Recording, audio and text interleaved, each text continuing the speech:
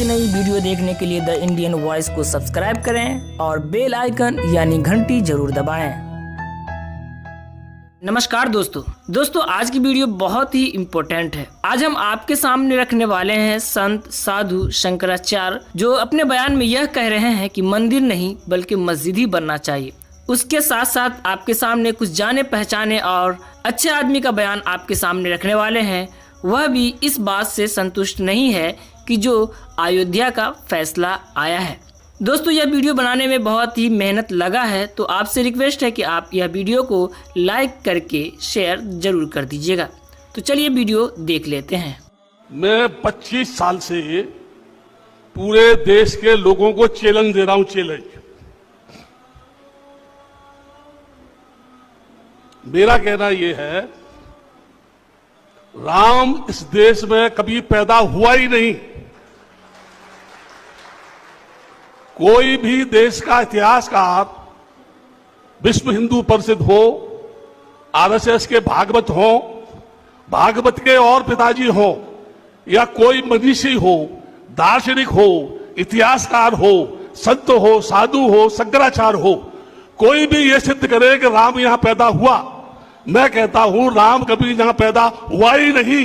ये जबरदस्ती ये कह रहे हैं कि राम यहां पैदा हुआ। चाहिए घर में माँ बाप बड़े हैं, उनको कोई पूछता नहीं है। उन्हीं को राम मानो ना, उन्हीं को सीता मानो ना। किसको सब फुर्सत है बताइए राम में एक हवा बह रही है कि आप संभवतः विधानसभा का चुनाव लड़ सकते हैं। अरे नहीं, विधानसभा लोग दुनिया बोलने दीजिए, मुझे चुनाव से मतलब नहीं। मैं चाहता हूँ कि पब्लिक जागरूक हो जाए, पब्लिक जाग जाए। खेसारी को चुनाव लड़ने और नहीं लड़ने से मेरा रोजी रोटी ऐसा नहीं कि बंद हो जाने वाला। राम मंदिर से क्या होगा साहब? तो हमारे जब धंधे खत्म हो गए हैं, जब हमारे खेत खाली हो, खेती हमारी खत्म हो गई है, जब हमारे गांव खाली हो रहे हैं, तो ये मुद्दे हैं ना। धर्म के लिए थोड़ी बैठी है सरकार। जगह जगह लिंचिंग हो रहा है। सुएज में कितने मौतें हो रही हैं? सुएज में इस देश का नागरिक गटर में दूसरे के 5 एकड़ बोल रही है, किस आधार पर बोल रही है? तो ये कहाँ न्याय है?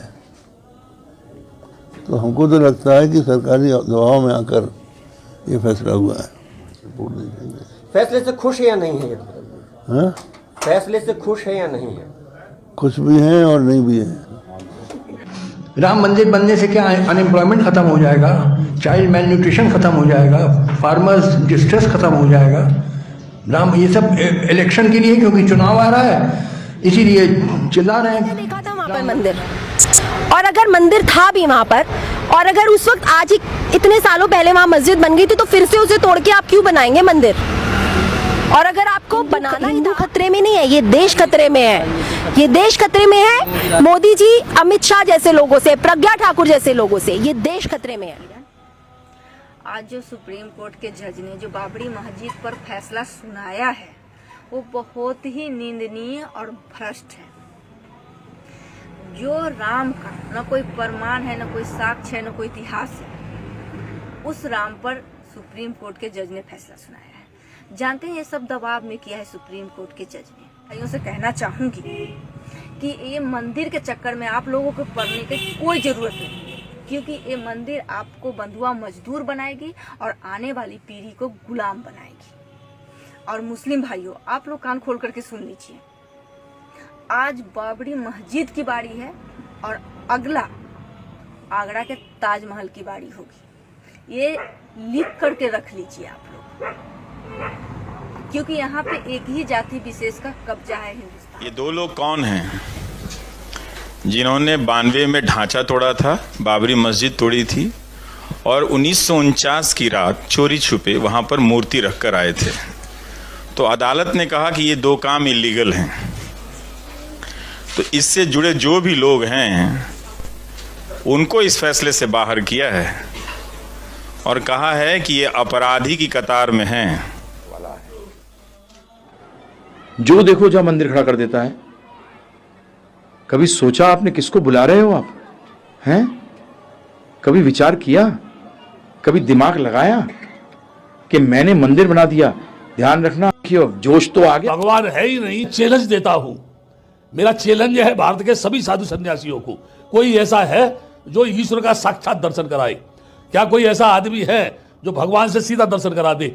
आप ये कहें कि इस देश के अंदर भव्य राम मंदिर बनना चाहिए, अरे बनाओ, कौन मना कर रहा है तुमसे जो है।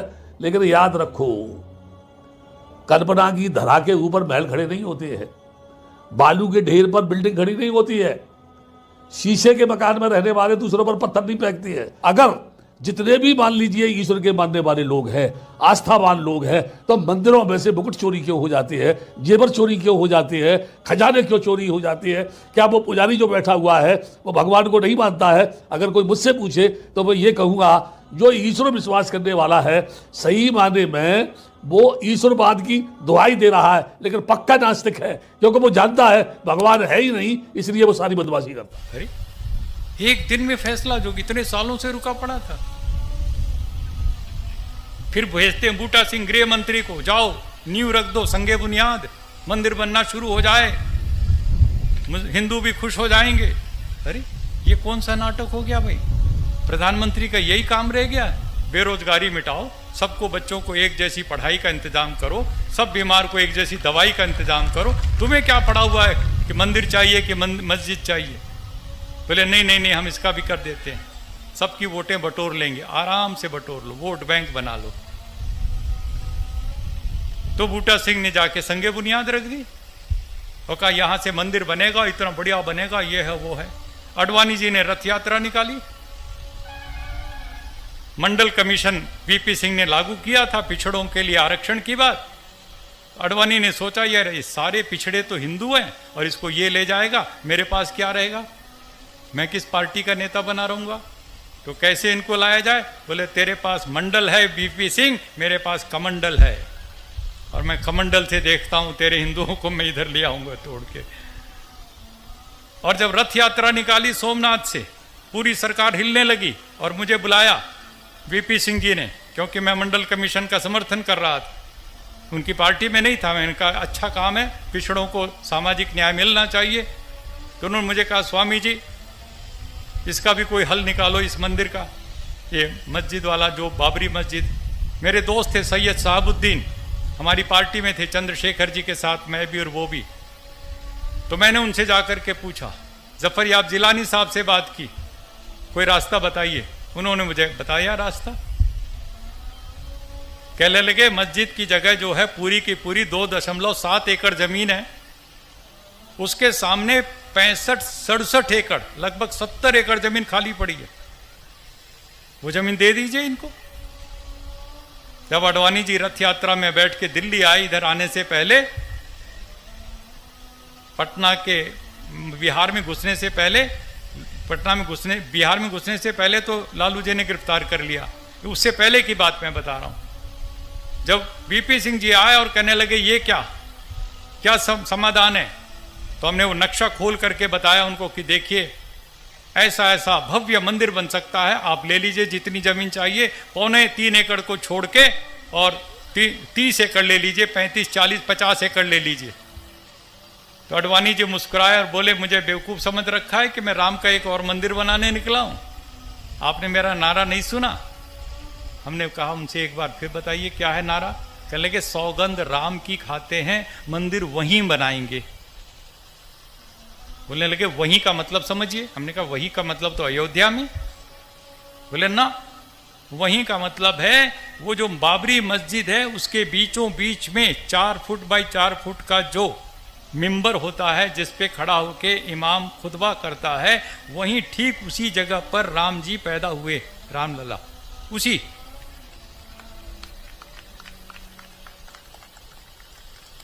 तो हमने उनसे पूछा अडवाणी जी से पूरी विनम्रता से कि महाराज जी 1528 में मीर बाकी बाबर का सिपह सलार आया था और उसके लिए कहा जाता कि राम के मंदिर को तोड़ के उसने बाबरी मस्जिद बना दी। 1528 में अडवाणी जी, न आप थे न मैं था न कोई था, लेकिन राम का सबसे बड़ा भक्त दुनिया में तुलसीदास उसी सरयू के तट पर बैठ करके रामचरितमानस लिख रहा था, दोहावली विनय पत्रिका लिख रहा था। उसकी एक दोहा, एक चौपाई कहीं भी मुझे दिखा दो जिसमें तुलसीदास ने ये लिखा हो कि मेरे भव्य आराध्य देव राम के मंदिर को तोड़ के मस्जिद बनाई गई। कहीं नहीं, एक शब्द नहीं। तुलसीदास को नहीं दिखाई पड़ा, अडवाणी जी को दिख गया। मैं आपसे सच कहना चाहता हूं, हम लोग खूब अच्छे आराम से रह सकते हैं आपस में, प्यार से, मोहब्बत से, लेकिन सियासतदानों को यह मंजूर नहीं है। उनको राजनीति करनी, उनको मंदिर मस्जिद की राजनीति करनी है, हिंदू मुस्लिम की चोटी दाढ़ी की ये राजनीति करनी, इसी में उनको वोट मिलते हैं, पैसा मिलता है, सब कुछ। मैं पूछता हूं, तुलसीदास को नहीं दिखाई पड़ा? गुरु गोविंद सिंह पटना साहब में पैदा हुए आपके, और उसी रास्ते से वो पंजाब गए। उनका कितना लिखा हुआ साहित्य, एक शब्द मुझे दिखा दो जिसमें गुरु गोविंद सिंह, जिनके 4 बच्चे शहीद हुए, दीवारों पर चुने गए, उन्होंने कहीं लिखा हो कि मेरे राम के मंदिर को तोड़ के मस्जिद बनाई? शिवाजी सारी जिंदगी औरंगजेब के खिलाफ लड़ते रहे, उन्होंने कहीं नहीं लिखा कि राम के मंदिर को तोड़ के मस्जिद बनाई गई। स्वामी दयानंद सरस्वती फैजाबाद में खड़े होकर के ईसाई मुसलमान सबसे शास्त्रार्थ करते थे, लेकिन कहीं भी उन्होंने नहीं लिखा सत्यार प्रकाश ऋग वेदादि भाष्य भूमिका या कहीं भी कि राम के मंदिर को तोड़ के मस्जिद बनाई गई। विवेकानंद, जिन्होंने शिकागो में जाकर कितना शानदार भाषण दिया, सारे हिंदू समाज को गौरवान्वित किया, उसकी विवेकानंद की 200 किताबों में एक शब्द नहीं मिलेगा कि राम के मंदिर को तोड़ के। महात्मा गांधी, मरते मरते इनकी जुबान पर हे राम निकला, महात्मा गांधी ने कहीं नहीं लिखा, न कहीं कहा इस बात को कि राम के मंदिर को तोड़ करके मस्जिद बनाई गई, किसी को नहीं दिखाई पड़ा।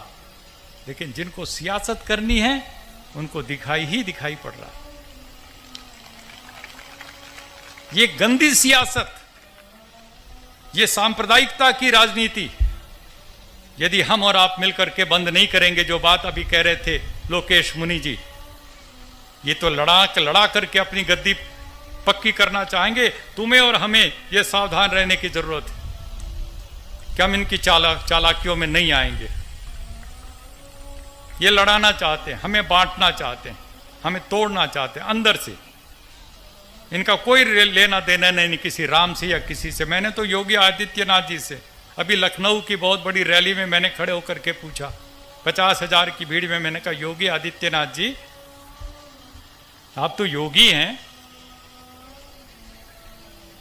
और मुख्यमंत्री भी हैं, और आप कह रहे राम का मंदिर बनाना है, तो राम का मंदिर बनाने से पहले पूरे उत्तर प्रदेश में रम के मंदिर तो बंद कर दो।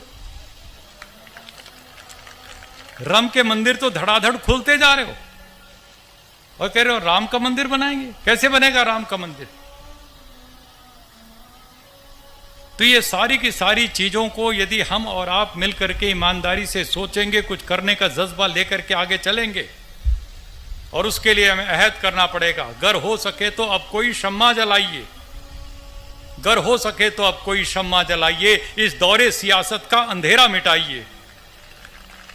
बस कीजिए आकाश में नारे उछालना, ये जंग है।